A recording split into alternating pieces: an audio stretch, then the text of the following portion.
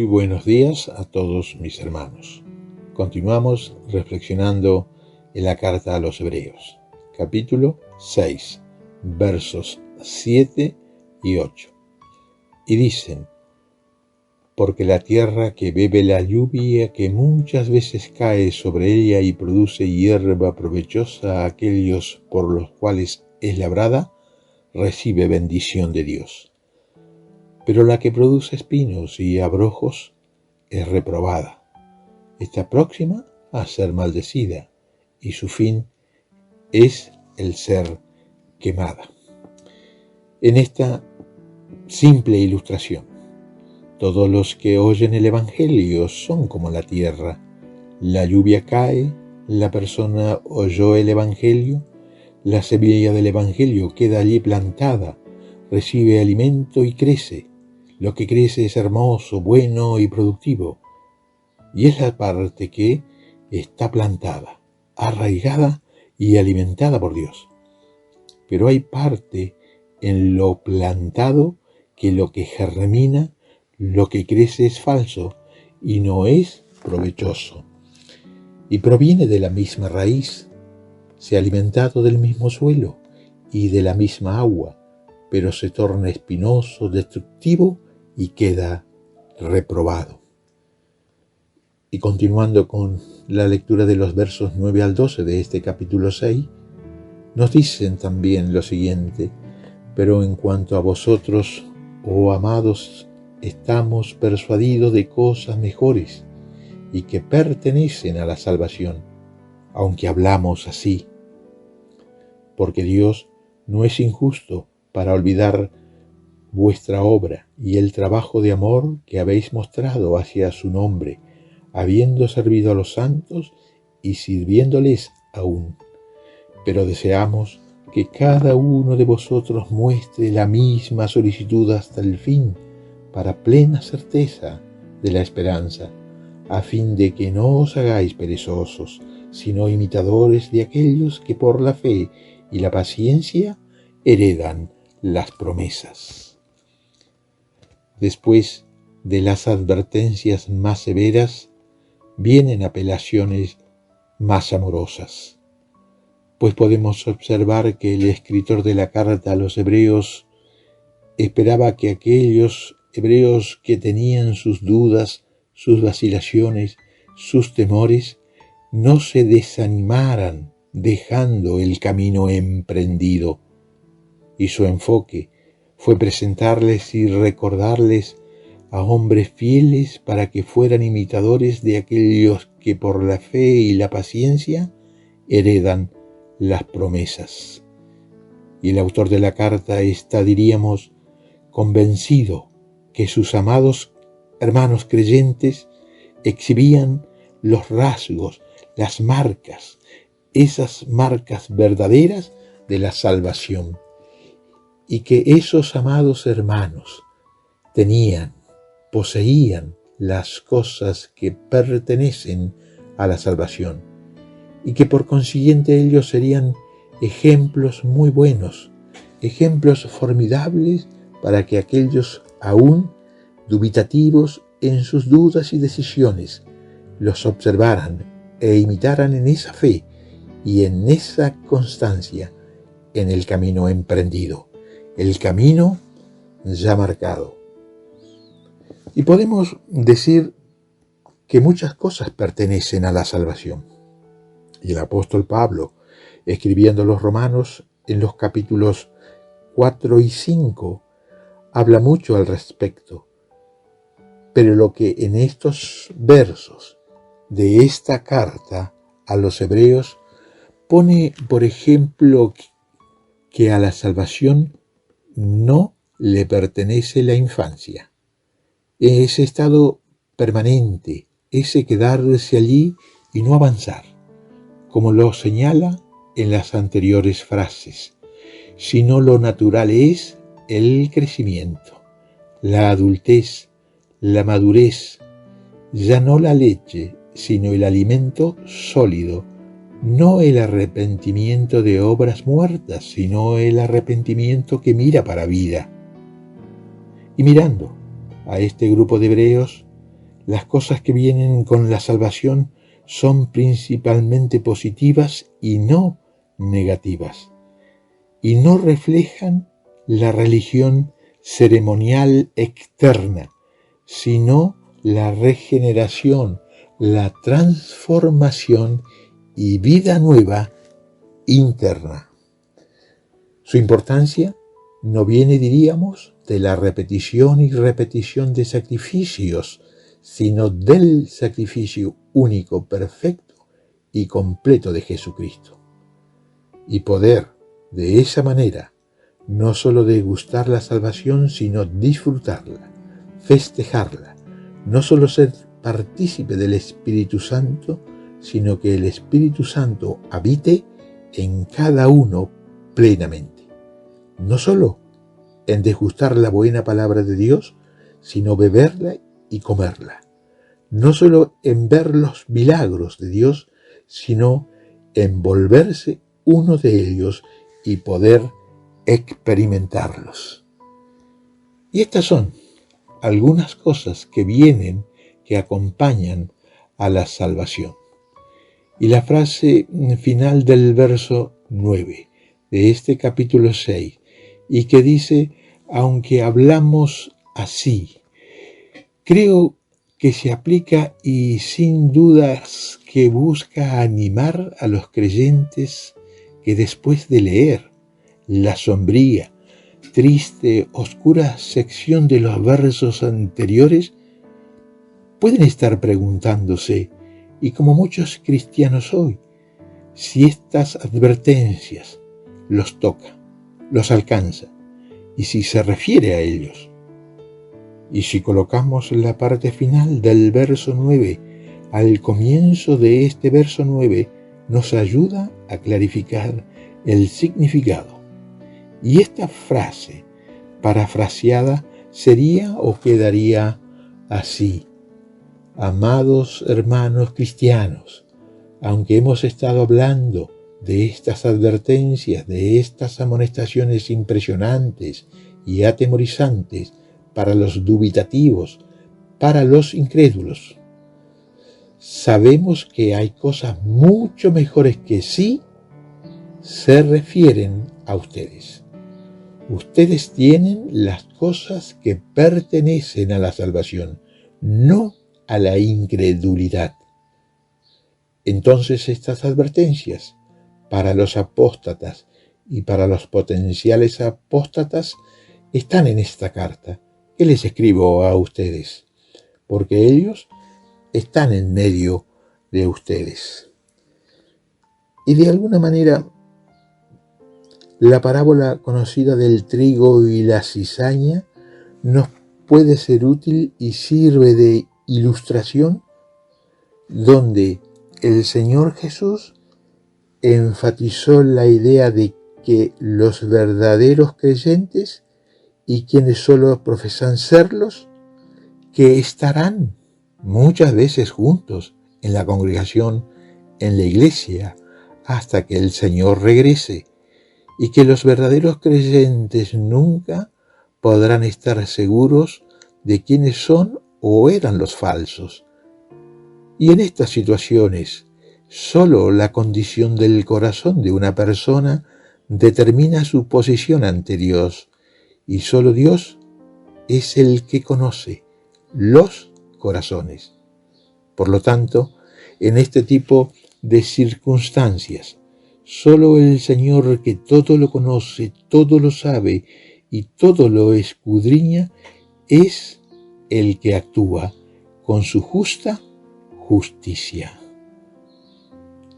Y continuando con el verso 10 de este capítulo 6, vemos que Dios no se olvida de los suyos. Dice el verso 10, porque Dios no es injusto para olvidar vuestra obra y el trabajo de amor que habéis mostrado hacia su nombre, y habiendo servido a los santos y sirviéndoles aún. Dios sabe quiénes son los suyos y quiénes son los fieles. Dios no va a olvidar a los suyos ni su obra para Él. Nuestros nombres están seguros en su libro de la vida. Por lo tanto, nuestra salvación es segura con sus recompensas. Nada para el Señor quedará en el olvido. Todo esto les dice el escritor de la carta a los hebreos. Amados hermanos, descansen tranquilos y firmes en la esperanza. No se preocupen. Y como bien nos dice el profeta Malaquías en el capítulo 4, verso 2, dando seguridad a los suyos, le dice: pero para ustedes que temen mi nombre, se levantará el sol de justicia, trayendo en sus rayos salud. Por lo tanto, Dios conoce a los suyos, a sus fieles, y no perderá a ninguno. Y como nos dice el texto, que Dios no es injusto ni insensible para hacer caso omiso de las obras de amor a su nombre y servicio que sus hijos realizan. Dios ve muy claramente el fruto de nuestra justicia. Y el apóstol Pablo les dice a los creyentes de Tesalónica en su primera carta, en el capítulo 1, versos 3 y 4, entre otras cosas, que Dios los había escogido para salvarlos, para que fueran suyos, fueran sus hijos, por la obra de su fe, por el trabajo de su amor y su constancia, y de la esperanza en el Señor Jesucristo. Y el escritor de la carta a los hebreos la extiende a todos. Y resumiendo, podemos decir que ellos tenían fe, amor y esperanza.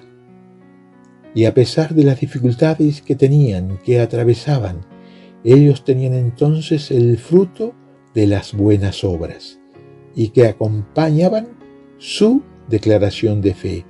Y el amor es producto de la fe. Tener a Dios como nuestro enfoque y primer amor, sin dudas, no solamente nos da el deseo y el poder de amar y servir a otros, sino nos sostiene en nuestro amor y servicio a los demás. Solo el amor de Dios tiene ese poder de permanencia.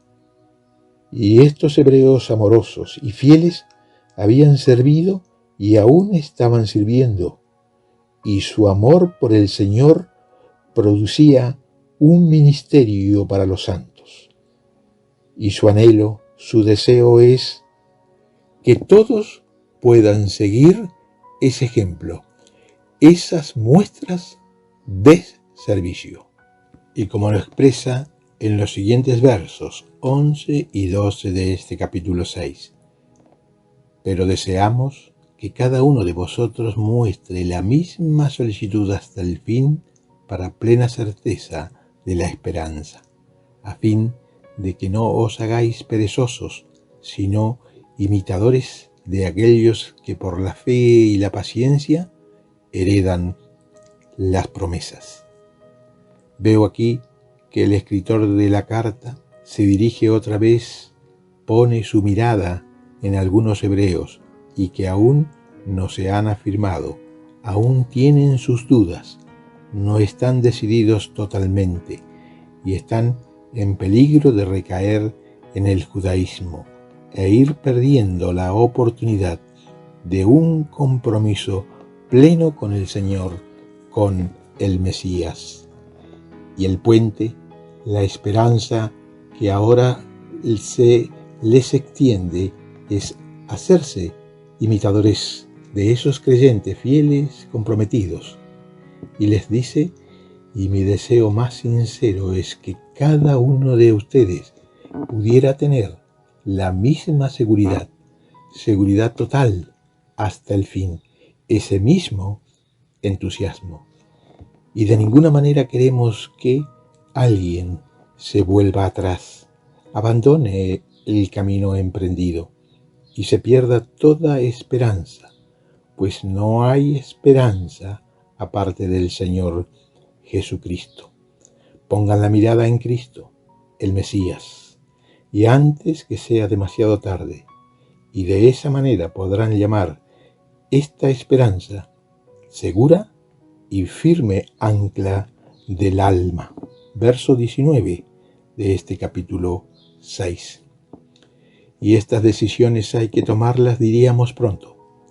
La palabra solicitud del verso 11 puede conllevar la idea de afán o prisa, y en este pasaje se sugiere que aquellos hebreos aún dubitativos retomen rápidamente la senda y tiempo perdido. Y la idea de prisa también está en el verso 12, pues la pereza en algunos hebreos era un obstáculo, una barrera, y si hay pereza para oír, demora el actuar, el creer.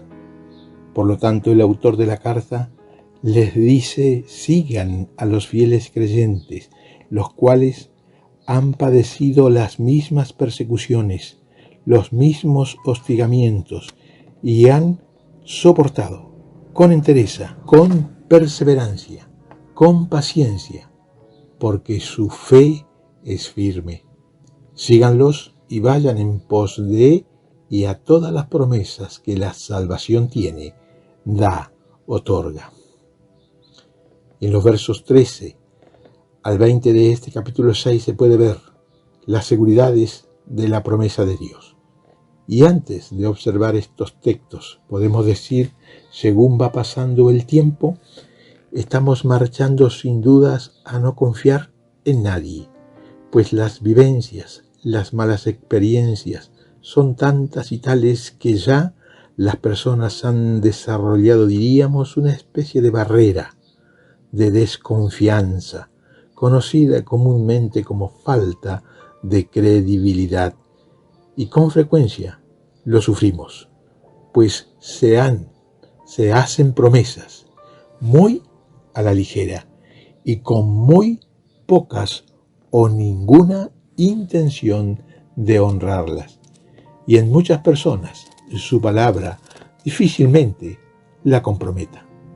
Y el mentir se ha vuelto lo común, lo normal.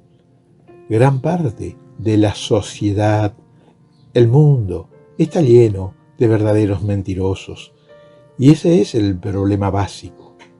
Y en la primera carta de Juan, capítulo 5, verso 19, nos dice: el mundo entero está bajo el maligno. Y el Señor Jesús nos dice que el maligno, el enemigo, el diablo, es padre de mentira. Evangelio de Juan, capítulo 8, verso 44. Y en medio entonces de la confusión y el tremendo desorden que siempre traen las mentiras y los mentirosos, las personas buscan algo en lo cual confiar. Y esa es la gran pregunta. ¿En quién podemos confiar? ¿En quién podemos creer realmente? Y las decepciones, los engaños y muchas malas experiencias abundan. Y el cristiano, sin ser pesimista, sabe que la única persona en quien puede confiar es en Él, en el Señor, en Dios. La Biblia, en todas sus páginas y de diversas maneras, nos dice que confiemos en el Señor de todo o con todo nuestro corazón. Y como nos dice el salmista David, y que lo expresa hermosamente en el Salmo 37, versos 3 y 4. Confía en el Señor y haz lo bueno. Vive en la tierra y mantente fiel. Deleítate en el Señor y Él cumplirá tus deseos más profundos. Confiar solo en el Señor, pues en Dios no hay falta de credibilidad. Y leemos en el verso 13 de este capítulo 6 de la carta a los Hebreos, y nos dice: porque cuando Dios hizo la promesa a Abraham, no pudiendo jurar por otro mayor, juró por sí mismo.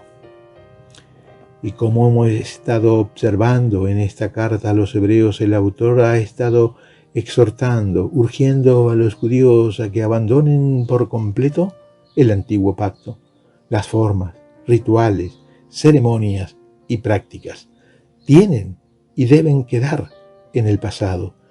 Y como el autor de esta carta lo dice más claramente en el capítulo 11, y en lo que al hombre concierne, la esencia, la sustancia, aún en el antiguo pacto, es la fe, y en ningún momento las formas o las ceremonias son lo importante.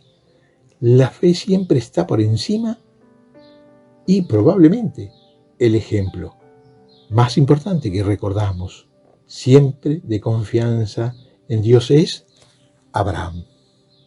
Y con certeza lo es en el Antiguo Testamento. Y de hecho, el apóstol Pablo lo llama Padre de todos los creyentes. Romanos capítulo 4, verso 11 y Gálatas capítulo 3, verso 7. Y el autor de la carta ahora pone a Abraham como ejemplo de fe antes sus lectores y les dice, y no solo pueden buscar en el ejemplo de verdaderos creyentes fieles en su entorno, a su alrededor, pues aún Abraham, que vivió miles de años antes que el Mesías viniera, estuviera entre nosotros, Abraham es un modelo a seguir. Revisen la historia y encontrarán que fue un hombre que confió totalmente en Dios. Es, diríamos, la ilustración perfecta de un hombre de fe que recorrió todo el camino con Dios. Y en medio de muchas dificultades, de muchas adversidades, pero confiando en Dios para todo, hasta el punto de levantar el cuchillo con el que habría de sacrificar al único hijo que podía cumplir la promesa de Dios, porque Dios le pidió que lo sacrificara. Y pueden ver que hasta este punto Abraham confiaba en Dios. Y también podemos ver que el apóstol Pablo también utiliza a Abraham como ejemplo de fe. Y todo el tema de Romanos capítulo 4 es que Abraham recibió la salvación.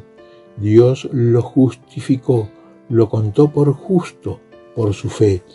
Y no solo recibió la salvación por fe antes del antiguo pacto, sino que la recibió aún antes de circuncidarse, que era la señal del pacto de Dios con Abraham.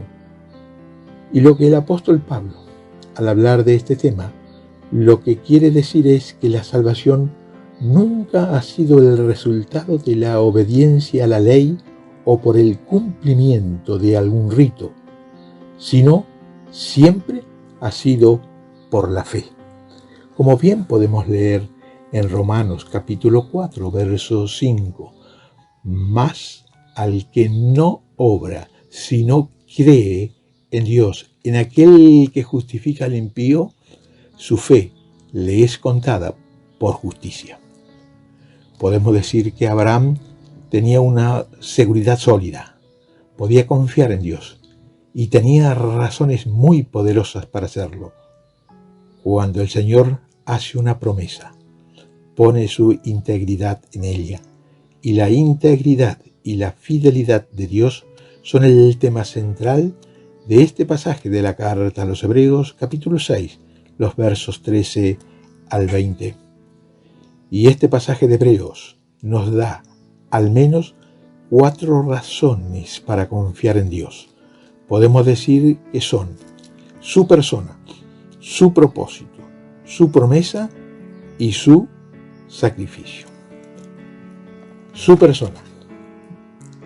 Hebreos 6, 13 al 15 nos dicen lo siguiente: porque cuando Dios hizo la promesa a Abraham, no pudiendo jurar por otro mayor, juró por sí mismo diciendo: de cierto te bendeciré con abundancia y te multiplicaré grandemente.